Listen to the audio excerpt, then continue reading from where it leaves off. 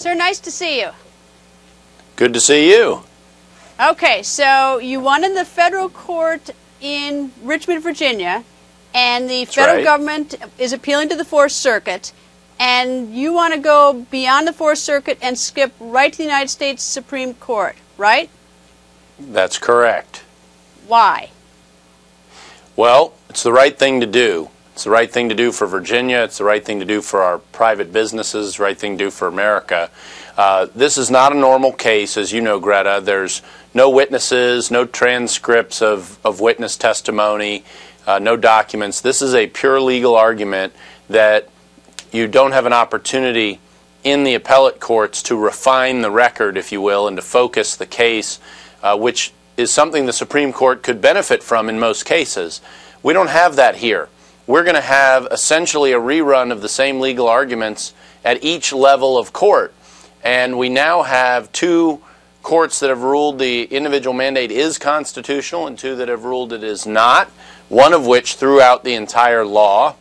And so we clearly have a split and a great deal of uncertainty across the country about whether or not this law is going to be enforced in a year and a half or so, and massive costs to prepare for the law to be enforced.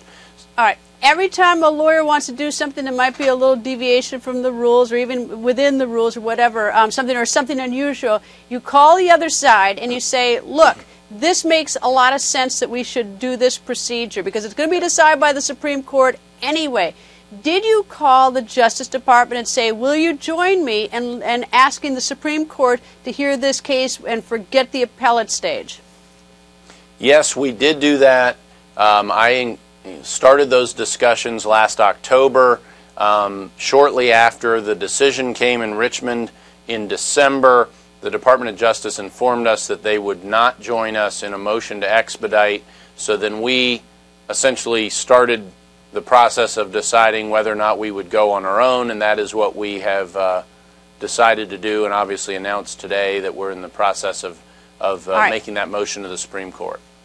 Frankly, I think it's nuts because we know it's going to go to the Supreme Court. So I'm trying to think, you must have said to the Justice Department when you called them, why in the world would you want to waste all this time in the Court of Appeals doing this? Why don't you join us? I mean, maybe you didn't say that to the Justice Department, but I would have drilled in on them and said, you know, join us.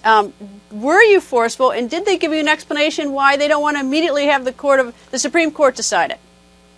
Well, certainly we politely pushed and made the case that there's nothing to be gained by either side. There's no tactical advantage in any pure sense with the courts of going faster or slower, but the cost to America is enormous. It's absolutely enormous. So why not do this? There's no really good reason in my view. Well, their answer, what did they say?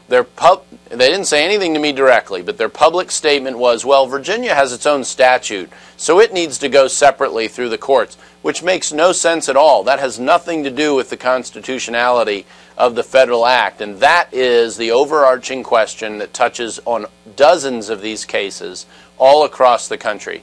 It is what you call an excuse. All right, an excuse. So what do you think is, they must be doing it for either they don't like you. Sometimes lawyers do things they don't like the other side. Sometimes they're just being jerks. Sometimes they think that it's the smart thing to do. Sometimes it's the efficient thing to do. Sometimes it's politically expedient. What's your theory as to why the Justice Department doesn't want to just go to the United States Supreme Court to have this decided? Well, certainly I've gone out of my way to maintain professional courtesies with the Department of Justice. Over 99% of our cases with them, we're both on the same side of the table. We conduct an awful lot of law enforcement work and civil fraud work together. So we continue to maintain those relationships, and we're treating them as you'd expect us to do in that situation. So what's your theory? What's the real reason?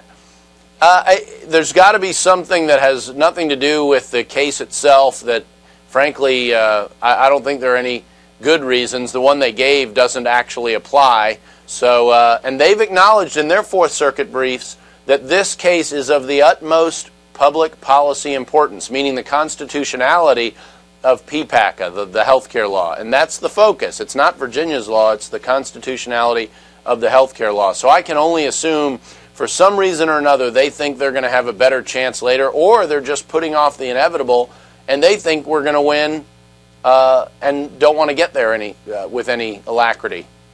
General, nice to see you. I'm going to take the last word on it. It's an enormous waste of money. It is painful to the American people who need to have this resolved one way or another, and it's frankly, it's just selfish on behalf of the Justice Department, because however it's going to be decided, it'll be decided, but the Supreme Court should make that decision, and shame on them. And I just took the last word on it. Nice to see you, sir. Too bad you're on the fence. Have a good night. I'm only on the fence not on the ultimate decision, but let's just get a decision. That's all. Let's get a decision. Oh, no, absolutely. Absolutely. All right. Thank you, sir. Yes, ma'am. Good night.